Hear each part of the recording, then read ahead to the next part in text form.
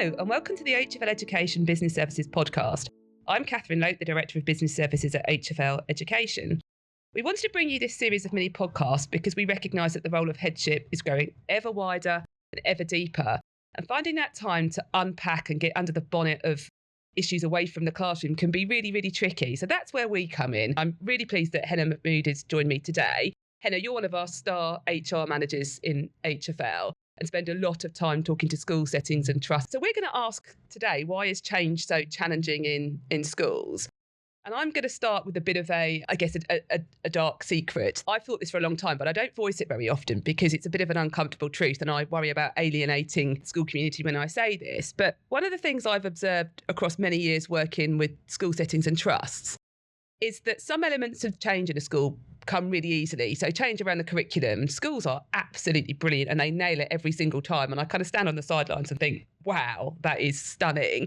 Yet other types of change can be really difficult. Back office change, for example, changing an MIS system can be an absolute nightmare and can cause chaos. Is that something that you see? Yeah, and we see it often. I think on your point regarding the curriculum changes, I suppose with classroom, that pedagogy is always changing. Class teachers are more versed in that change and being approachable to that change process. Whereas the back office, they almost kind of get on with things and sometimes they're not as visible as the class teaching and their roles don't directly impact the pupils. So there's that less visibility there. Often they have fewer resources and their work goes unnoticed sometimes, but actually they're really crucial in the running of the school and they just get on with things quietly. And that change doesn't always come easily for them because they've always just done it like that. So often we hear leaders that will call through and ask for advice is that the school business manager's been there for a very long time. That's their role. They've had to learn and develop. Also, the CPD side, teachers are really versed in going out to networking events. They go out to head teacher groups, all sorts of things, whereas some of the back office staff won't get access to that. So they're almost working on their own in isolation. And I think a lot of the work we sometimes do with BMS briefings really helps that because they get out and the questions we get really help that. So I don't think it's resistance to change. I think it's more around the fact that they have always just got on with things and not having the CPD. Whereas teachers have that, they have different cohorts of children. They have to change their style, their leadership, the curriculum to meet those needs. And that's really interesting, actually, because I guess the thing I always come back to is culture eats strategy for breakfast. And I know I've literally banged my head up against a wall in HFL before now when I'm trying to bring in a big piece of change. And the culture just doesn't enable it. People are able to sort of hide away and resist change quietly. What is it that does make people resist change, Hena? I think it comes down to the conditions that you create as well as leaders. It's not that resistance to change. I think it's about how you bring people along with you. For me, I've always been a big believer in that shared purpose and communication is so important. So if you're introducing a new change, but you haven't involved your team or got the voice of, whoever it's affecting, you feel like it's being done to them rather than it's being done with them. So I've always been passionate about if you've got something that you want to work on, or it's a new process, a new system, for example, talk to the people that are going to be using them. Finance and HR and, the role that I worked in previously, we brought in a whole new MIS system, but it was led by the finance team. And actually there were key functions within the teams that needed input in that and they didn't do that. So we ended up having to ditch that system and buy a whole new system. Time, energy, the cost of all of that.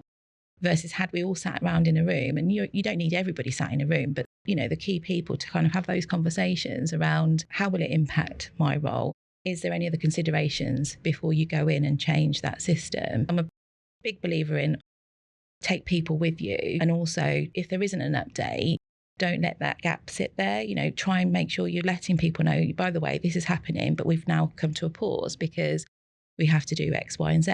I'm really passionate about you take people with you. I think one of the things I've learned about change management in my role, so that I'm not banging my head up against the wall, is sometimes it does take a village as well, because actually taking that time to communicate with people is time consuming. And if you're working at pace for a particular reason, if you've got a deadline, for example, and things have to change. Sometimes bringing an HR partner in or somebody else from the school community that can invest that time in people is helpful as well. And I think as leaders, sometimes we take it all on ourselves because we want to be the face of a project or a programme. It's important that the change is communicated by us, but it can literally take a village sometimes, can't it? Completely. I was talking to a head teacher yesterday and we were working through some of the concerns that she's got, some of the things that she needs to implement. And my advice was to her, just slow down. Don't rush it. I know you need to get this done, but actually by taking time to step back and just look at what you've got to deal with. And sometimes some of the things you've already done, take that as a win, but just step back and take time to think and then go forward with whatever it is. And also just making sure you've got the expertise that you need. And I said to the head teacher yesterday, you've come in as a head teacher and now you're dealing with these people challenges. That's what we're here for. So come and speak to us and we'll work through it. And at the end of the conversation, I said, I'm really, really pleased we've had this conversation because I was feeling quite isolated and not really knowing which way to go. So I'm like, just pick up the phone and speak to us. And I started off talking about how sometimes in schools, change around the classroom can be easier than change around the back office. And maybe there's something in that, Hena, that school leaders come from a teaching and learning background, so they understand it, they're really comfortable with it. So actually, again, talking to classroom practitioners about how and why things need to change comes as second nature. What sometimes can be really tricky is to work with the back office staff because they can bamboozle you. And I've had this with my technology team in HFL.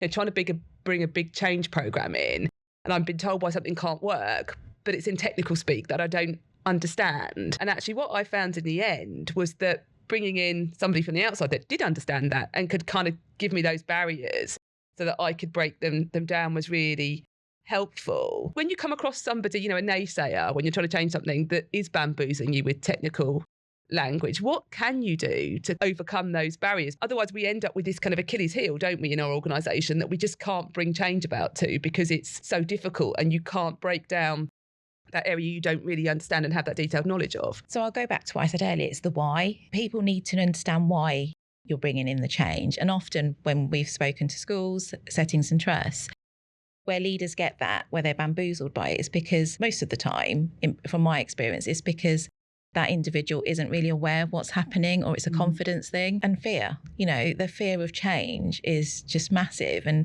sometimes, especially with the back office team, some of them may have been in that role for 20 odd years and that's how they've always done it. And suddenly you're bringing in a new MIS system. I suppose it comes down to how the culture within the school.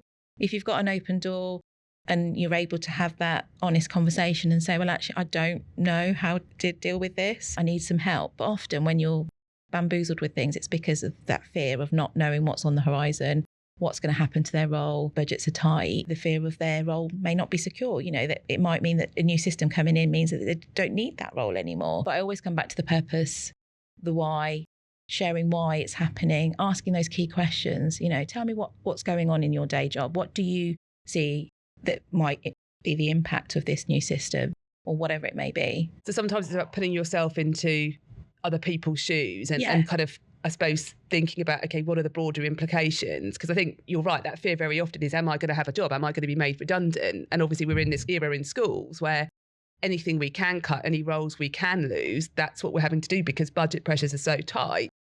And I guess it's that conversation with someone about, actually, this is going to free up your time so you can invest it over here because this is where I really need you to be concentrating. So I suppose, again, it comes back to time, doesn't it? And taking that time, stepping back and thinking about how can I incentivize this person to come along on this journey, because actually there's something in it for them and it isn't just a scary change program where they're going to lose their job at the end of the day. Yeah, and you can overcome those barriers because it's how you implement that change. It's a change management process. And actually, if you're able to have those conversations, you're able to say, look, we're going to invest in you, whether it's job shadowing or whatever it may be, because we are in a different world now where money is tight. But it's just being able to have those conversations and taking that person with you. In other podcasts in this series, we've talked about the importance of bravery around what's happening in the school and being prepared to do things in a very different way. And I guess change management is a key skill in that. Absolutely. And I think you will get some people that won't come with you because it's not that they can't, it's just they won't. And that's where accountability will come in. It's down to your leadership, it's down to your culture. it's everything that you want to put in terms of investment and having those really honest conversations as well. And I'm very mindful that head teachers often come into headship from being excellent teachers in a classroom, and suddenly they find themselves in this new role where they're expected to lead and manage all elements of a business effectively when they haven't had that training.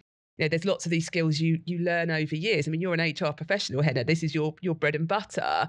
If we put you into another environment and said, right, suddenly run the IT system, run the finance system, that's really quite challenging. So how can heads build these skills for the reality of modern headship? We have this often, I think with leaders. I had a leader the other day that said to me, I've not been in a classroom, I've not been able to go out and do things because I've been dealing with people challenges. And that's not what I trained in. It's okay to be vulnerable sometimes and say, look, I don't have those skills. And that's where we come in and we can help that. In my previous roles, I was a business partner. I'm really passionate about business partnering because we can work with you. Those skills sit with us, but we can also coach and enable you to have those conversations. The head teacher that I was speaking to yesterday, she's got a very difficult situation that she's trying to deal with in the school. She's like, I've never had to deal with this. I can deal with children and their behaviours, but adult and their behaviours, it's a tricky world, and there's lots of external pressures on people. Making sure you've got the right skills. If it's something that's tricky and you've got a very complicated disciplinary process, a grievance process, I always say speak to somebody about it. Don't leave it because it's not going to go away. And if you've got a HR person in your school, great. If not, speak to us and we'll walk you through it. I always say, look, come on, let's walk through this process. What have you done? What haven't you done? What do we need to do now? The head said it was nice when I said we're working with you. It's not that you're on your own. And for her to say at the end of it, oh, actually, I don't feel as isolated now. I've got somebody that I can talk through this without having a fear of not knowing. Often people look to me for all the answers and I don't have all the answers. And that's okay. So having the right partner by your side is Absolutely. really, really key. And I was just, actually, when you were just saying that, a head saying they're spending the majority of their time on people, I guess when you think about it logically, schools are spending 80 to 90% of their budgets now on people. They are your greatest asset. You're in a people business. Yeah. So it's inevitable that actually the majority of your day is going to be taken up. Absolutely, yeah. And that's it. That investment in your team, your people, the time you have with them, having that open door policy that anybody can come in and have that conversation with you builds that culture of trust and everybody pulling together in the same direction, which ultimately has the impact on the children in the school. Yeah, and I think, there are days when I come into the HFL office and I leave thinking all I've done is talk to people today, to listen to their concerns, to reassure them, to coach them. I actually haven't got any work done. But I take a step back and think, no, that's my job. That's my job to lead people, layers of leadership. I need my heads of service to be delivering great services, managing their people effectively. It's not wasted time investing time in people. Yes, there's kind of reports to write and data to be mined and all of those great things. But actually, almost your biggest priority has to be having those conversations and making your people really feel that you're invested in them and that you care as well. There's so much there, isn't there? Absolutely. And that's the values, isn't it, that you believe in. If your leaders have that time for you and they genuinely care about you, you get that return back from your team. You want that sense of belonging somewhere. When you look at the research, despite the world that we live in currently, pays quite low down. It's about belonging somewhere, how you're treated. I was talking to some other heads the other day and they were saying that the ECTs are coming in with all these demands and that's a generational shift. I don't know, Catherine, but from my experience, in my past roles, I've probably gone, okay, that's fine. I won't question why. I'll just crack on and get on with it. Whereas we've seen from our experience that ECTs are coming in and going, actually, no, what's in it for me? What are you going to give me? What are the conditions that I'm working in? What are the benefits for me? And if they don't like it, they'll easily be out the door. And that's something that we are, talking to leaders about. That retention piece is so important and you'll keep your really good people. But then you've got the flip side that you do have to have those difficult conversations and accountability comes in then as well. So I guess I'm hearing sort of three things from you, Hena. First of all, change starts with people and that vision, that rationale, and really kind of mapping out why it matters, but also checking in at every step of the change process to make sure you're still taking people with you, because getting that culture right is really, really important. The second thing is partnership. And, you don't have to do this by yourself if you find the right HR partner, because people are complicated and heads cannot know everything about, people management. They learn it as they go, but actually being able to lean on a HR business partner is really important. So again, being able to draw on great partnership is important. And finally, that willingness to change yourself. It's a two-way process. And I think sometimes that reflection at the end of a project or a program or, an era, and thinking, right, okay, how am I going to have to adapt my practice moving forward? And I guess particularly as we have Gen Z coming into the workplace, it's really important that we as leaders remain agile and adaptable. Agree.